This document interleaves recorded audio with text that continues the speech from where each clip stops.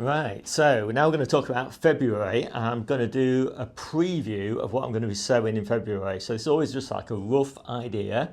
I'll go through it quite quickly, and just to give you an idea of the sorts of things that's better to do in February rather than in January, which I talked about in the previous video. But there's also quite a lot of stuff that's much better I've done in March than February, so I'll talk a little bit about that as well, just to give you an idea of when to do stuff. And if you want all the details, of course, I've got a comprehensive ebook that goes through everything down below. And the database that I'm looking at now, you can find a link to that down below as well, and also put it up on the side of the screen. So if I just sort that out. So let's go through the things that I'm going to be doing in February and say the rough outline. So I am going to be doing a quarter of my peppers.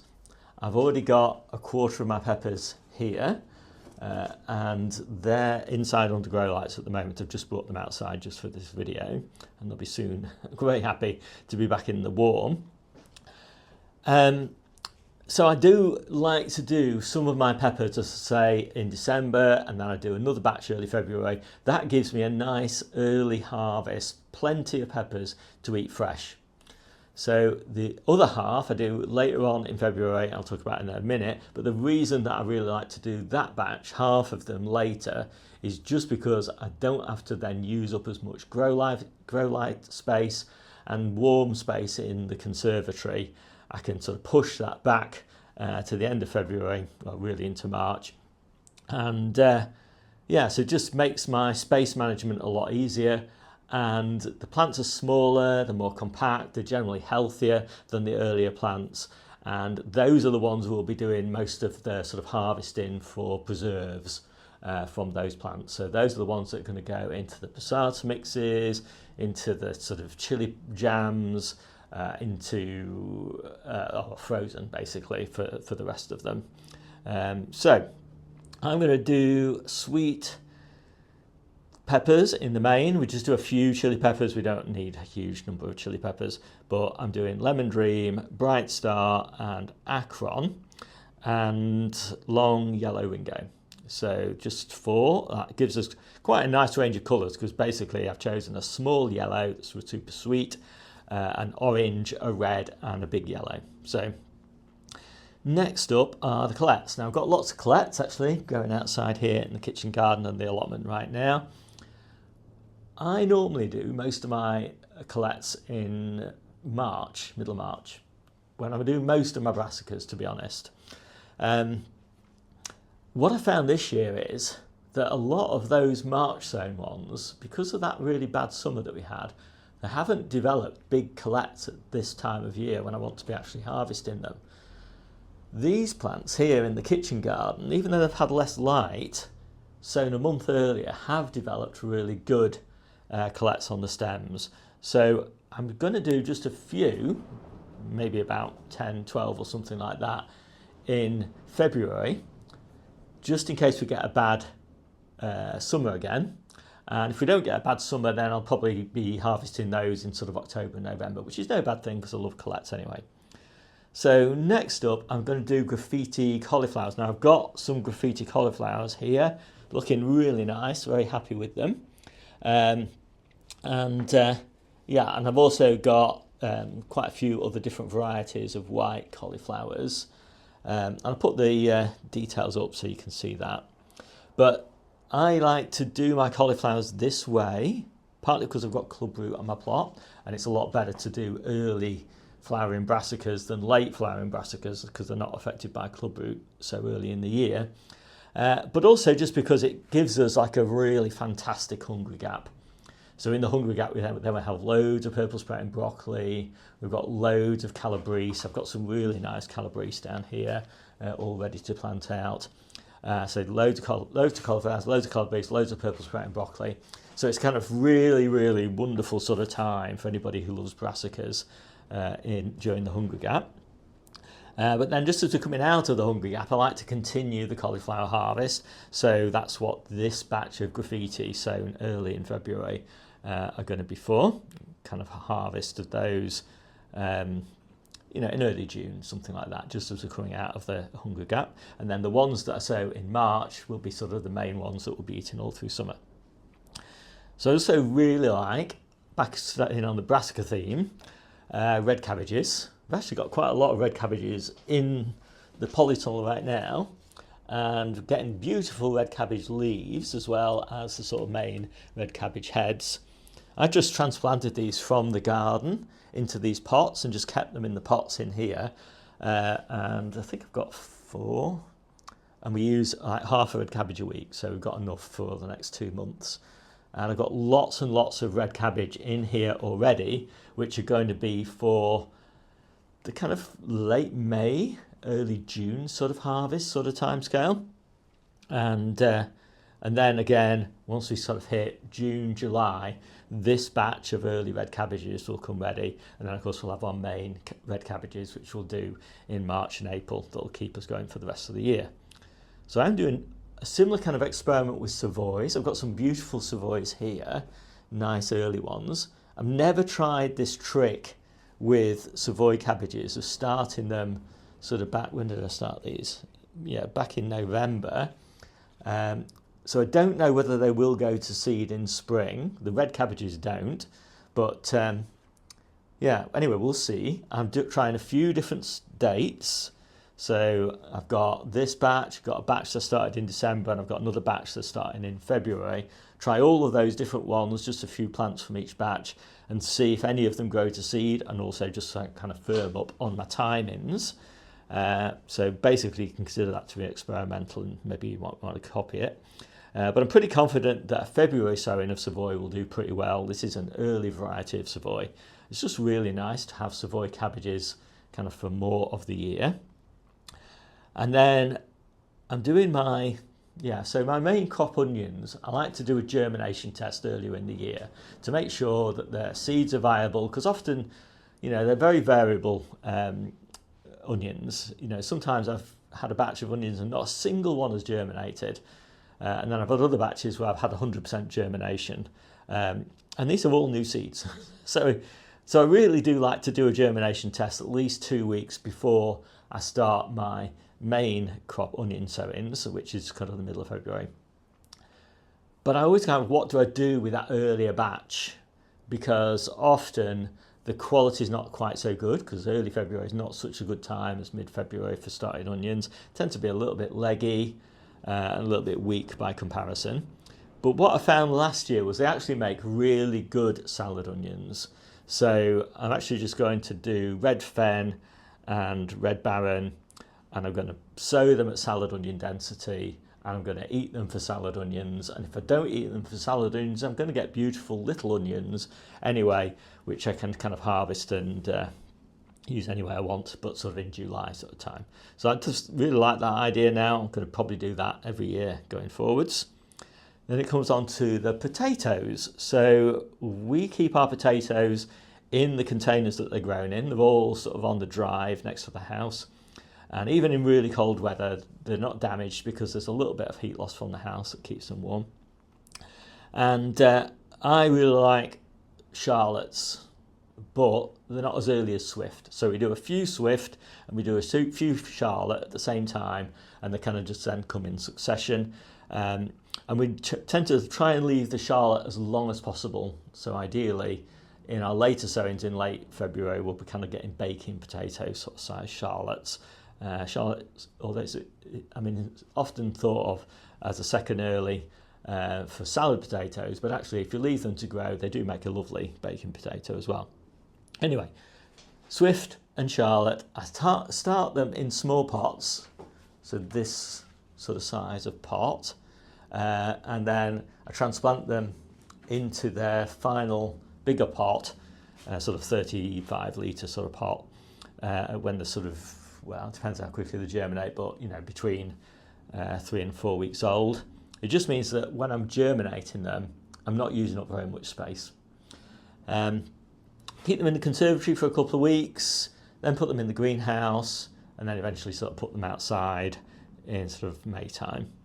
And hopefully we'll get a nice harvest of Swift towards the end of April, and Charlotte's about a month later. So then we come on to the shallots. So I'm not sowing my shallots at this time in February. I'm growing from sets saved from last year, and well, they're not sets then, are they? They're just growing from bulbs saved from last year. Golden Gourmet and Red Sun. I'm going to start mine in module trays. I've got a module tray. So this size, the size that I've got the onions in, just press them in sort of half an inch or so, let them get a nice root system on, and then plant those out about a month later, 3 weeks to a month later, when they've all germinated. What I found last year was that because we had such a wet February, they really sulked in the ground for quite a while because it was very cold and very wet, just not ideal for starting your shallot onions.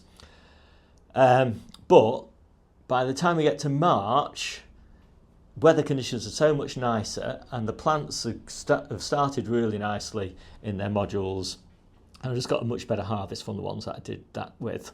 So that's what I'm doing this year. And I do my last batch of broad beans. I've already got 2 batches of broad beans, an early one and a sort of mid one.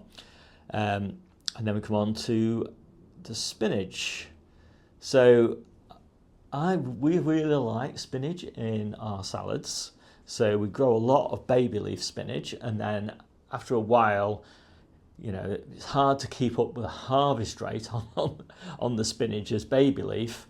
And so we just let it go and harvest it from mature leaves, bigger leaves. I've got quite a few successions of spinach in the ground already, but they will start to go to seed in sort of late February, March sort of time. And so these sowings will kind of follow on from those. And I will be planting a lot of these brassicas into my spinach beds. So, you know, what I do is I've probably got like a metre squared or something like that. So I take out 4 spinach plants in their place. I put 4 cauliflowers, for example. And then as the cauliflowers grow, I gradually take more spinach out to give the cauliflowers room. And after about a month, I've taken all the spinach out, and the cauliflowers have got the bed to themselves. Do another batch of radish. I'm not doing as many radish as I've done in the past, partly because we've got club root on the plot and don't want to do too many radishes and turnips and things. But yeah, it's certainly quite possible to do radishes in January and February. In February you don't need grow lights, in January you do. And then lettuces. So I've talked in the January video about lettuces. This is my first batch mid-February of lettuces that are going to go outside, actually in the kitchen garden here, under fleece in these raised beds. And they stay under that fleece until well into sort of April time. And then fleece comes off. They look beautiful in the garden as well. But that's the first batch that I'm doing outside. Everything else, all the other lettuces that I've done, have all been under low tunnels or cold frames. And we have a lot of them because we eat salads every day. Right, so let me just interrupt myself to talk about sort of how to get your head around the complexity of all of these different successions and where they're all going and how they're all growing and all of that sort of thing. And the best place to go is my newsletter. So you can find that at steve.richards.substack.com. And this, every week, I have a newsletter that goes through all the details, like what I'm sowing, what's germinated that week, what's been pricked out, what's been potted on, what's been planted, as well as more sort of general advice in terms of like growing guides that are relevant to that month, jobs to do that month or that week, and just sort of like general topics like diseases and pests and all of that sort of thing. So yeah, each newsletter is quite nice. I think it's quite nice. Put quite a lot of effort into doing that. And there's loads of links to videos and things like that in the newsletters as well. So it's kind of like a one-stop shop for everything. And of course, I've also got my ebook, which is very comprehensive. I don't know how many pages it's got, 600 or 700 pages or something like that. And so it's quite intimidating to sort of just like dive into that ebook, try and find out what you need.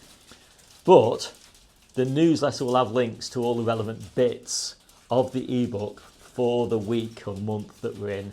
So it's also just a good way to sort of dip into the ebook basically and read the specific bits and pieces that are relevant. So anyway, let's get back to the video. So quite a nice selection of lettuce there. Let's just see what we've got. We've got moon red. We leave that to heart up. All the others we kind of take individual leaves off. So we've got canasta, riccia, Navara, Grenoble red, and Lola Rossa, and flashy butter oak. So quite a nice selection of lettuces there. And then as we sort of get further on into the year, I move on to more of these Salanova lettuces, which are really lovely in spring and summer.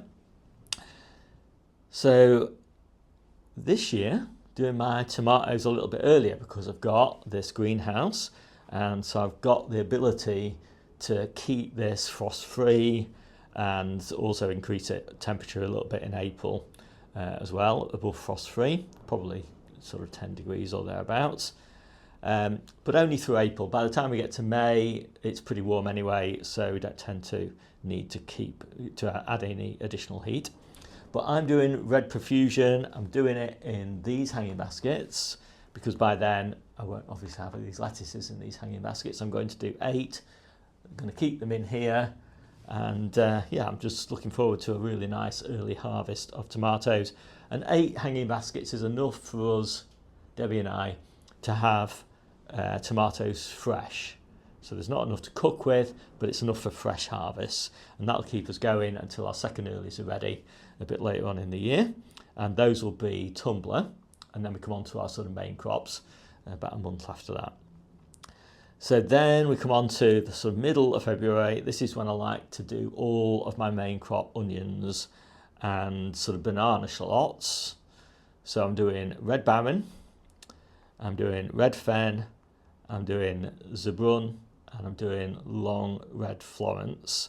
So that's all the onions I'm doing, and say the shallots I'm doing Red Sun and Golden Gourmet. So quite a nice selection of onions there. The only white onions we do are Tough Ball, and they're an overwintering onion. We harvest those in July.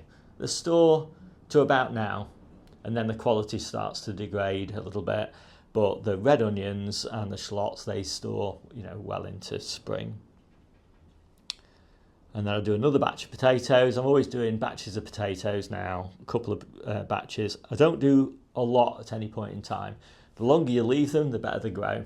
So there's not a lot of point doing 10 tubs of potatoes in February, because you're not going to be able to eat 10 tubs of potatoes in May. So what you want to do is just do the number of potatoes you want for, I do it for 2-week period, for 2 weeks, and then wait 2 weeks, and then do the number of potatoes you want for the next 2 weeks, and then the number, etc., etc. And then that, because they're just going to be much bigger. So later sown ones are going to be bigger when you come to harvest them because they've grown in warmer weather and they've grown with more light. So then I come on to my last sowing of the peppers. So this is the half of my peppers, sown sort of late February. And again, I'm just doing the same varieties. So that is Lemon Dream, Bright Star, Akron, and Long Yellow Ringo again. So just nice range of different colours. And then Mikado spinach. So what you'll find is your spinach starts to go to seed as soon as the weather warms up. So sort of May, definitely gone by June.